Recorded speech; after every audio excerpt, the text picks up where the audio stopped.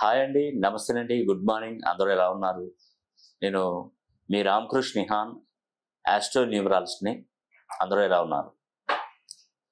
మీరు గనక 1వ తారీఖు కానీ, 10వ తారీఖు కానీ, 19వ తారీఖు కానీ, 28వ తారీఖులో కానీ మీరు జన్మించినట్లయితే, ముఖ్యంగా మీరు కొన్ని నియమ నిబద్ధతలు, కొన్ని నియమాలు తెలుసుకోవాలి. ఇప్పుడు చాలామంది ఏం చేస్తున్నారంటే, నేను ఎగ్జాంపుల్గా ఒక తులారాశిలో పుడితే మీకు కోట్లకు పడగలెత్తుతారు, కోటీశ్వరులు అవుతారు, బ్రహ్మాండంగా జీవిస్తారని కొన్ని విషయాలలో చెప్తుంటారు. సార్ మాది తులారాశే, మేము ఎందుకు మీరు చెప్పినట్టుగా లేము, మీరు చెప్పేదన్నీ అబద్ధాలే అని చాలామంది అనుకుంటుంటారు. కానీ నేను ఎందుకంటే 28 సంవత్సరాలు, ఇది మామూలు విషయం కాదండి. 28 ఏళ్ల నుండి ఈ ఈ శాస్త్రాలన్నీ కూడా నేను అవపోసన చేశాను.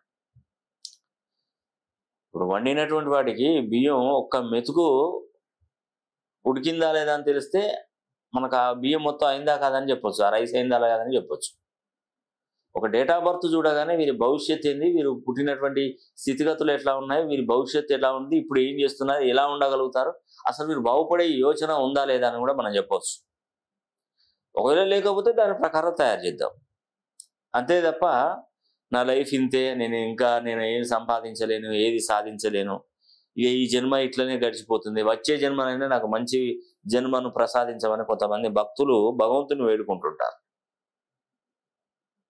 వచ్చే జన్మ అంటే రాముడెవడో రాకాశివుడో అంటారు శాస్త్రం. వచ్చే జన్మ గురించి ఎందుకండి, ఇప్పుడు ఈ జన్మలోనే మీరు ఒక మంచి ఉన్నతమైనటువంటి పొజిషన్కు వెళ్ళాలి. నిజమండి, అలా వెళ్ళగలిగితే మీ భవిష్యత్తు బాగుంటుంది. ఒక ఆవిడ ఏం చేశారంటే, వాళ్ళు భార్యాభర్తలు ఏం చేశారంటే, ఇద్దరు పిల్లలు కన్నారు. కన్న తర్వాత ఇద్దరు ప్రమాదంలో చనిపోయారు. వాళ్ళకి అప్పటికి దాదాపుగా పెళ్ళిళ్ళు కాలేదు పిల్లలకి. ఇద్దరు ఈ కార్ యాక్సిడెంట్ చనిపోయారు, పెళ్ళిళ్ళు కాలేదు. వాళ్ళు చనిపోయేవారికి ఇక వాళ్ళకు తోడు అంటే వాళ్ళను పిల్లలు లేకుండా అయిపోయారు.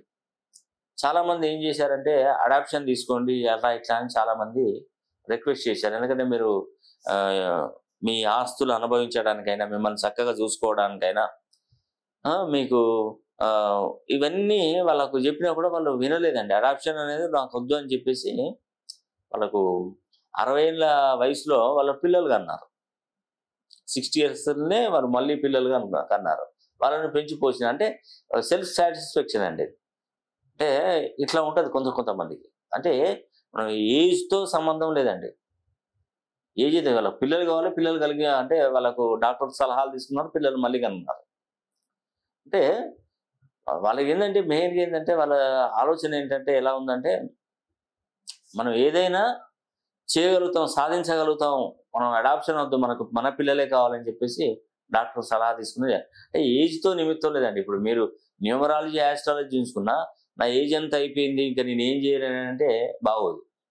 ఇప్పుడు వాళ్ళు ఏజ్ అయిపోయిందని ఊరుకున్నారండి, వాళ్ళ పిల్లలు అన్నారు మళ్ళీ నా ఏజ్ ఎంత అయిపోయింది, నాకు వచ్చే జన్మ గురించి ఆలోచించక ఈ జన్మలోనే నువ్వు 40 ఏళ్ళుండు, 60 ఏళ్ళుండు, 70 ఏళ్ళుండు, సంపాదించడం ఒక కరెక్ట్గా మనకు దశ తిరుగుతూ ఒక 5 ఏళ్లలో మనం పూర్తి స్థాయిలో సంపాదించగలుగుతాం. అందుకే ఈ ఎగ్జాంపుల్ చెప్పానండి.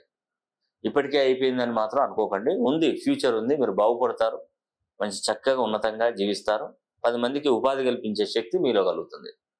ముఖ్యంగా 1, 10, 19, 28వ తేదీలలో జన్మించిన వారు తులారాశిలో కానీ, వృషభ రాశిలో కానీ, కుంభరాశిలో కానీ, మకర రాశిలో కానీ జన్మించినట్టయితే ఎక్కువగా సమస్యలు కొని తెచ్చుకున్నటువంటి వాళ్ళే ఉంటారు. ఒక సమస్య అని నేను చెప్పను, అన్ని విధాలుగా దాడి చేస్తూనే ఉంటుంది. ఇప్పుడు ఒక కుటుంబంలో వచ్చే సంపాదన తక్కువ, ఖర్చులు విపరీతంగా, ఆ నెలలో మనం నెలకి ఒక 1000 రూపాయలు, 5000, 10,000 పక్కకు పెట్టుకొని వాటిని ఏదైనా మంచి ఖర్చు అంటే ఒక ఇల్లు కట్టుకుందామని మనం అనుకున్నాం. ఆ టైంకి ఏమవుతుందంటే ఒక స్కూల్ ఫీజు వచ్చి పడుతుంది. ఆ 40,000, 1,00,000 రూపాయల, 2 లక్షల కట్టవలసి వస్తుంది. రూపాయి కూడా పెట్టుకున్నది. సరే, మళ్ళీ స్కూల్ ఫీజు అయిపోయిందని మళ్ళీ ఏదైనా ప్లాన్ చేస్తుంటే ఇంట్లో ఎవరికో అనారోగ్యం పాడవుతుంది. అనారోగ్యానికి మళ్ళీ కూడబెట్టిన డబ్బులు ఖర్చు అవుతాయి. ఈ ఖర్చు అయిపోవడమే కాదు, కూడబెట్టినవి, దీనికి ఎక్స్ట్రా మళ్ళీ బయట నుండి తీసుకొచ్చి వీళ్ళు హాస్పిటల్కు ఖర్చు పెట్టుకోవడం కానీ ఏదైనా ఒకటి ఇదంతా చేసి మళ్ళీ సంపాదిస్తే ఏదో ఒక రకం అంటే ఎడతెరిపి లేకుండా ఏదో ఒక సమస్య వచ్చి పడుతూనే ఉంటుంది, వాళ్ళ డబ్బులు ఖర్చు అవుతున్నాయి. అంటే నిలకడ అనేది ఉండదు. లక్ష్మీదేవి ఉండదు, మిమ్మల్ని ఉండనివ్వదు. బయటికి పోతూనే ఉంటుంది ఎప్పుడు లక్ష్మీదేవి. ఆ లక్ష్మీదేవి అనుగ్రహం పొందితే నీ ఇంట్లోనే ఉంటుంది. ఇప్పుడు మన చుట్టాల బంధువులు వచ్చారు, ఏమండి, మనకి ఇంటికి చుట్టాల బంధువులు వచ్చారు. పొద్దున మనం ఏం చేయాలి? చుట్టాల బంధువులు వస్తే ఇప్పుడు పొద్దున కాఫీయో టీయో ఇవ్వాలి, టిఫిన్ పెట్టాలి, మధ్యాహ్నం భోజనం పెట్టాలి, ఈవినింగ్ మళ్ళీ డిన్నర్ చేయించి పెడితే వాడు ఇంట్లో హ్యాపీగా ఉండగలుగుతాడు. నువ్వు పొద్దున టీయో, మధ్యాహ్నం లంచ్ చేయో, మధ్యాహ్నం లంచ్ పెట్టి ఈవినింగ్ డిన్నర్ చేపియో, వాడు ఒకరోజు చూసి బయటికి వెళ్ళిపోతాడు. అంతే కదా. ఇప్పుడు వాడికి కంఫర్ట్ ఉంటేనే, వాడికి అన్ని విధాలుగా వసతులు ఉంటేనే నీ దగ్గర ఉంటాడు. నువ్వు కంఫర్ట్గా వాడికి భోజనం పెట్టింది, సపర్యలు చేయింది, వాడిని గౌరవించింది, వాటిని నీ దగ్గర ఎందుకుంటాడు? ఉండడు, బయటికి వెళ్ళిపోతాడు. సో మన లక్ష్మీదేవి అనుగ్రహం కూడా అలాగే ఉంటుందండి. లక్ష్మీదేవి అనుగ్రహం కావాలంటే కొన్ని నియమాలు పాటించాలి. అలా పాటించకపోతే లక్ష్మీదేవి వెళ్ళిపోతుంది. ఇప్పుడు ఎప్పుడైనా కూడా గుర్తుపెట్టుకోండి, నీకు తోడబుట్టినటువంటి ఆడబిడ్డల కన్నీటి చుక్కలు నీ ఇంట్లో రాలకూడదు. అర్థమైంది కదా మీకు?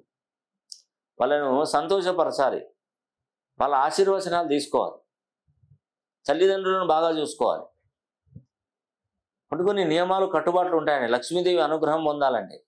లక్ష్మీదేవి అనుగ్రహం పొందాలంటే ముఖ్యంగా ఏది చేసినా చేయకపోయినా లక్ష్మీ కుబేర హోమాన్ని జరిపించుకోవాలి. జీవితంలో ఒక్కసారి లక్ష్మీ కుబేర హోమం చేస్తే అమ్మవారు మన ఇంటికి ఆహ్వానిస్తాం. ఆ తర్వాత నువ్వు చేసే విధానాన్ని బట్టి అమ్మవారు మీ ఇంట్లో ఉంటుందా, బయటికి వెళ్తుందా అని మనం చూసుకోవాలి. ఫస్ట్ ఆ ఇంటి మీద అమ్మవారి అనుగ్రహం మీ ఇంటి వరకు రావాలి కదా. లక్ష్మీదేవి మీ ఇంటికి రావాలంటే ఫస్ట్ అనుగ్రహించాలి. అందుకే లక్ష్మీ కుబేర హోమం ద్వారా మనం అనుగ్రహించాలి.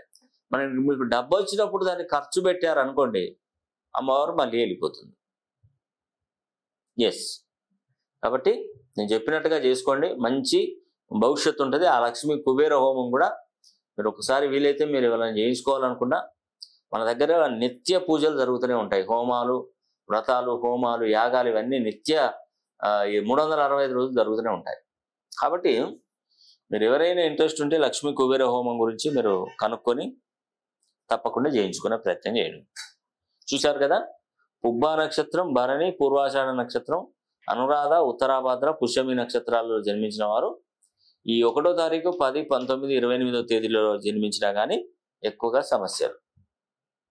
ఇక వీరి యొక్క డెస్టినీ నంబరు. డెస్టినీ నంబర్ అంటే ఏంటండి? డేటు, మంత్, ఇయర్ మొత్తం గుర్తొచ్చేది డెస్టినీ నంబర్ అంటారు.